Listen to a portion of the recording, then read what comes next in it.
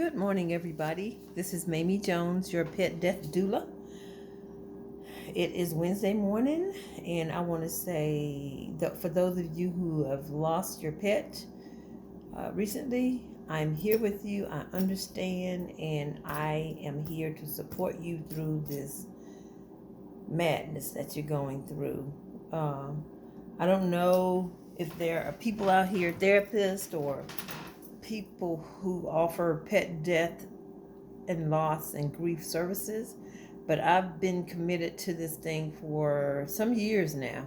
And it started because I lost two pets, and when I had to put both of them down, one, I had my son here. I've always had support, but I never felt like I should be in that condition to even require that kind of support, because at one point in my life, they were just dogs to me. I mean, dogs, period.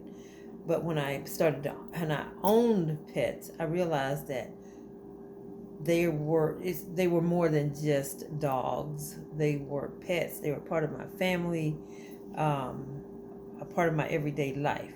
So today's topic, though, and I've been talking about different things since I've been started this pet death doula services. And one of the things that I'm going to talk about today is the 3 things that nobody wants to talk about when you lose your fur baby. You should talk about it, but nobody wants to talk about it. So one of the first things that we're going to briefly talk about, is that pet loss is more than just sadness. It's more than crying. It is the quietness. The quiet home. It's the numbness that comes along with it. It's waking up and forgetting that your fur baby is not there anymore. And then you realize that they really are not there anymore. You wake up thinking that they're there, but then you realize that they are not there anymore. Nobody wants to talk about that. Nobody wants to talk about that kind of pain and grief. Second thing that nobody wants to talk about is the fact that you are not just grieving a pet. You are grieving routines. Just think about it. Like for me, I have my Sugar here, my Sugar Smoke. It's my 3rd dog, but my routine every day is I get up, I work overnight, so before I go to work, I take him out, which is, midnight. I take him out. Then when I get home in the morning at 8:30, I take him out again. I walk him. I feed him. I play with him. 3 or 4 times a day, I walk him when I'm, get him out of my seat. So there's a routine that I have. On weekends, I take him to the sitter, so he can run free and have fun and meet other dogs and that kind of thing. He has a girlfriend or 2 at the sitter's house, believe it or not. But so the routine that you have with your pets, which, when the pet passes away, you no longer have that routine. You lose a sense of emotional safety, because this pet is your fur baby, is your emotional safety. Some people use dogs as an emotional animal. Some people, and they may not even realize that they're using it as an emotional animal. But just think about when you come home, you rely on this pet to comfort you. And, you may not go into the house thinking like he's got to comfort me today, but that's what he gives you, or she gives you every day that you see your pet. They greet you with love and compassion. And so you miss that. You might not feel, some symptoms that you may feel are like feeling exhausted, headaches, tension, having difficulty sleeping, eating. These are all valid responses to losing your fur baby. So don't feel ashamed or bad or anything other than accepting these thoughts and feelings that you have. Okay?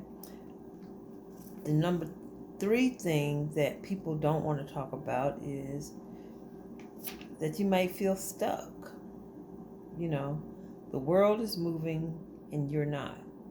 You're stuck with the thoughts of, like, what do I do now? Like, what just happened? I can't believe this. You might avoid going home because your fur baby's no longer there. You may not go on walks because those memories will come back so hard on you. Or you may, for bird owners, you may, your routine's different than when you normally would come home. Or cats, cats are so self-sufficient that, but you do miss their presence in the house. And you don't want to talk about it because you may think that people think you're strange to talk about the fact that you lost a pet and you're feeling the way that you're feeling. This kind of grief, losing a pet, is an invisible kind of grief because a lot of people don't really think that you should be grieving this hard. So, but I'm here to tell you, as your pet death doula, that it is valid and you have a right to feel the way you feel. Don't let anybody take that away from you. Not nobody at all. You feel the way you feel because you have loved the way you loved your sugar. Whether it's a dog, cat, bird, rabbit, whatever it is, you loved your pet. And you have a right to grieve it the way you feel you need to grieve it. And don't let anybody, and don't feel ashamed to. Because I know that when I was dealing with Light, my Miss America, and Big Ty,